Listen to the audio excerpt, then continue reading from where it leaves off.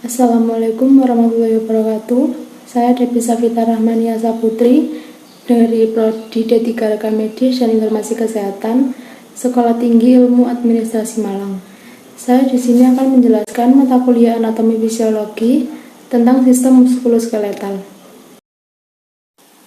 Muskuloskeletal terdiri dari kata muskulo yang berarti otot, skeletal yang berarti tulang. Muskulo atau muskular adalah jaringan otot tubuh. Skeletal atau osteo adalah tulang kerangka tubuh. Muskuloskeletal disebut juga lokomotor. Muskuloskeletal itu penunjang bentuk tubuh dan mengurus atau mengatur pergerakan aktif maupun pasif.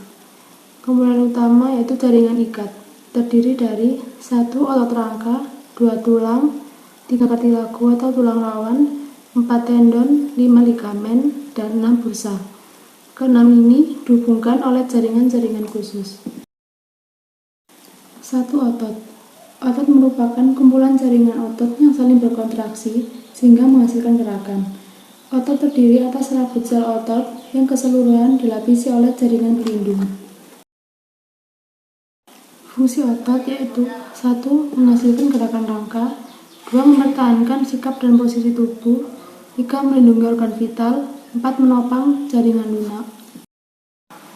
Berdasarkan histologi, otot diklasifikasikan menjadi 3, yaitu otot polos, otot jantung, dan otot rangka. 1. Otot polos. Otot polos merupakan salah satu dari 3 jenis otot yang dimiliki manusia. Otot polos disebut polos karena tidak memiliki lurik. Otot polos adalah otot yang bekerja secara tidak sadar yang berada hampir di seluruh bagian tubuh. Ciri-ciri otot polos yaitu hanya memiliki satu inti, tidak memiliki garis-garis tertentu, dan memiliki sifat elastis. 2. Otot jantung. Otot jantung merupakan penyusun dinding jantung yang berfungsi untuk memompa darah yang menuju jantung atau sebaliknya. Ciri-ciri otot jantung: 1. Otot jantung berbentuk panjang dan bercabang-cabang. 2. Otot jantung memiliki banyak inti sel yang terletak di tengah sel. 3. Otot jantung bergerak secara otomatis, tidak cepat lelah, dan bereaksi lambat. 3. Otot rangka. Otot rangka atau biasa disebut dengan otot lurik adalah sejenis otot yang menempel pada rangka tubuh dan digunakan untuk pergerakan. Otot ini disebut otot lurik karena pada otot ini tampak daerah gelap dan terang yang berselang-seling. Ciri-ciri otot lurik yaitu sel otot lurik berbentuk silinder yang memiliki bagian gelap dan terang sehingga tampak seperti lurik. 2. Memiliki inti banyak. 3. Otot bekerja keras atas kesadaran perintah otak dan dapat mengalami kelelahan. 2. Tulang. Tulang adalah jaringan yang paling keras di antara jaringan ikat lainnya yang terdiri atas hampir 50% air dan bagian padat.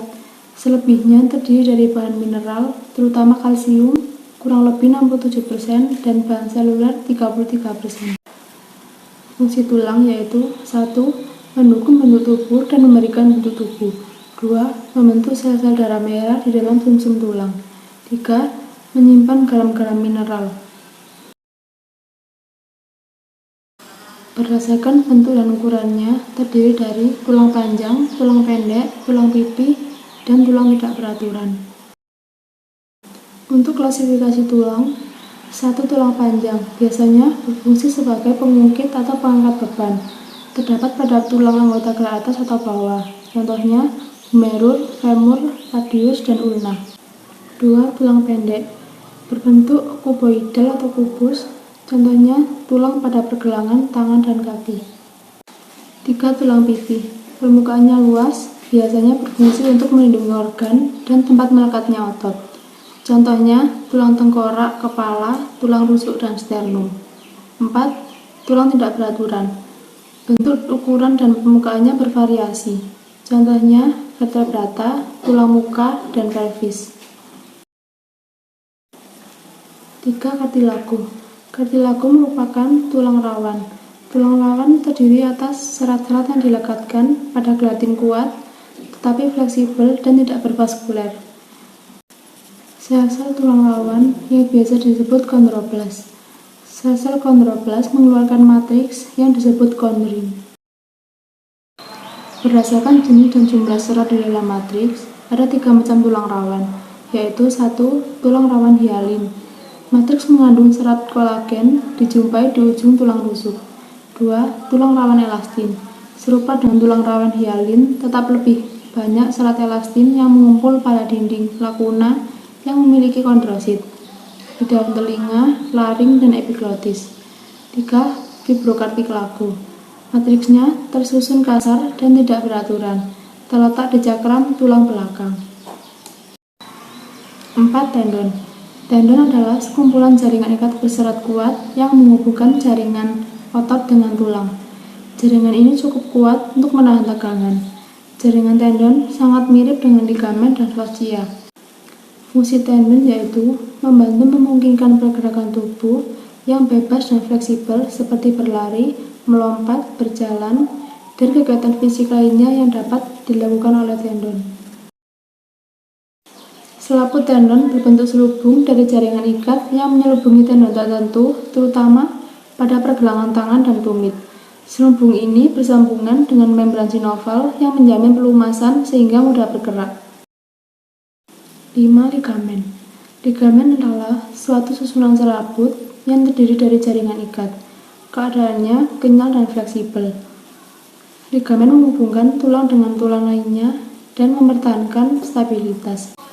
Ligamen mempunyai elastisitas yang tinggi, bisa memperpanjang serta mengubah bentuk mereka ketika berada dalam ketegangan, lalu kembali ke bentuk aslinya ketika ketegangan tersebut mereda.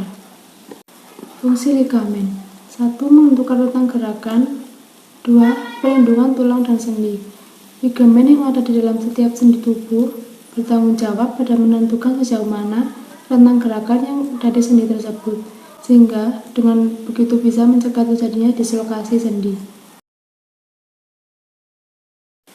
6. Bursa. Bursa adalah kantong kecil dari jaringan ikat di suatu tempat di mana digunakan di atas bagian yang bergerak. Misalnya, antara tulang dan kulit, tulang dan tendon, dan otot-otot. Bursa dibatasi membran sinovial dan mengandung cairan sinovial. Fungsinya sebagai bantalan di antara tulang dan tendon agar tulang, sendi, dan otot tidak bergesekan satu sama lain saat bergerak. Sekian penjelasan dari saya, kurang lebihnya mohon maaf. Wassalamualaikum warahmatullahi wabarakatuh.